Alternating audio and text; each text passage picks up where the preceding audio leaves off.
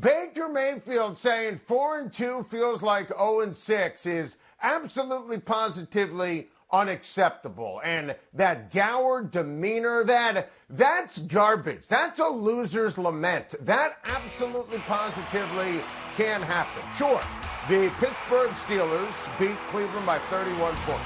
Baker threw 2 interceptions for the second straight game. Everybody in Cleveland was terrible. You know, the good news is it only counts as 1 loss. It doesn't count as 31 losses. It's not a point differential kind of situation. Look, I understand they have struggled, Baker has struggled, against excellent football teams. And people keep waiting for Baker to take that next step and for Cleveland to be competitive with Baltimore and with Pittsburgh. Hasn't happened. But you're 4-2, and you have Cincinnati. And literally, if you're Baker Mayfield, you should have pulled the Bill Belichick and said, we're on to Cincinnati. I just don't understand what on earth Baker Mayfield is doing. And his play has been terrible. His demeanor's been terrible. Beat the Bengals, improve to 5-2, make the playoffs. Convince Kevin Stefanski that you're the guy. Look, Stefanski needs to keep this team focused. And he's done an excellent job with Cleveland, no question about it. But, you know, when I heard that quote and the comments from Odell and from Baker Mayfield, I mean, I thought Freddie was back in charge. Look at this upcoming schedule. You know, they should be able to win at minimum for the next 5. You know, if Baker Mayfield keeps this up, whether it's in terms of how he answers these questions or throwing to the wrong team, Case Keenum's going to end up playing. And Baker Mayfield's not going to be the quarterback for the immediate or the foreseeable future in Cleveland. I'm sorry, but I always defend Baker. I think he's been solid in the 4 wins, dreadful in the 2 losses. But that right there really bothered me because, you know, Joe Burrow versus Baker Mayfield, big picture on Sunday. I would much rather have the Bengals quarterback than the Browns quarterback. I hated everything about that answer. When in doubt, pull a Belichick on to Cincinnati.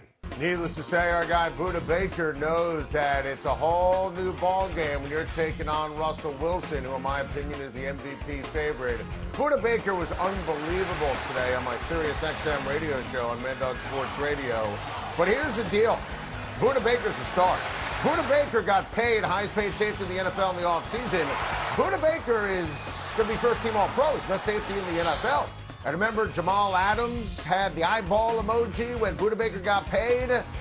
Listen, Jamal Adams this year is not in Budda Baker's league. I mean, what this guy does, especially with a thumb injury, he's just next level. Now, Ross, you always expect him to cook because Ross is absolutely an incredible thrower of the football. Houdini, as Budda Baker said, and the matchup with Arizona. Listen, I think this is the second biggest game of the week. I think the biggest game of the week is Pittsburgh and the Tennessee Titans. And I put Seattle and Arizona number 2. Listen, I think this Seattle defense is awful.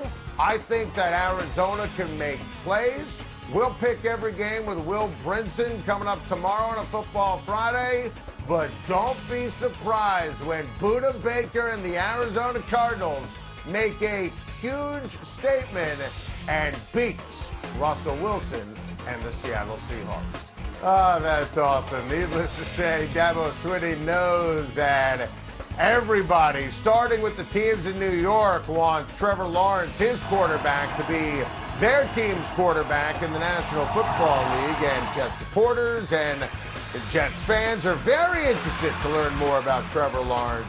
And here's the deal. I think the main reason why Adam Gase is still employed is because you have 10 teams in the NFL, 10, that have 1 or 0 wins. Think about that. 1 or 0 wins. That's wild.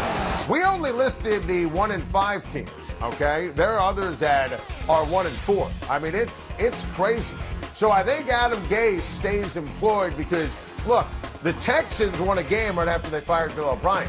The Falcons won a game after they fired Dan Quinn.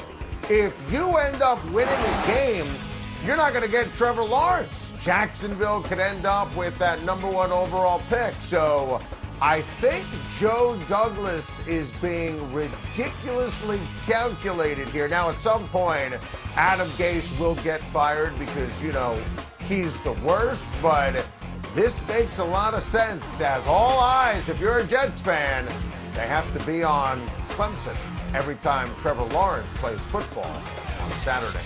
Yannick Ngakoue going to the Baltimore Ravens for draft picks.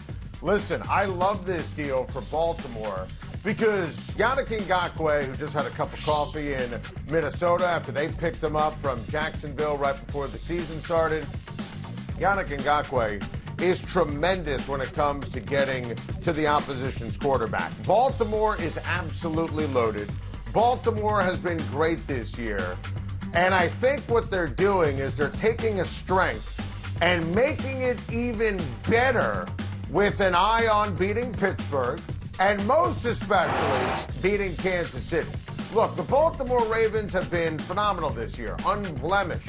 We don't talk about them as often as we do some other teams because they lost to the Chiefs, and I feel, that Baltimore is great, but it's inevitable they're going to lose to Kansas City on Championship Sunday.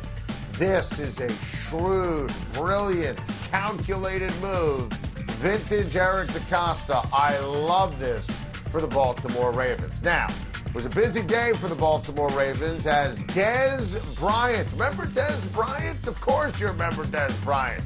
Dez Bryant, reportedly, according to our good friend Ian Rappaport over at the NFL Network, Dez is signing with the Baltimore practice squad.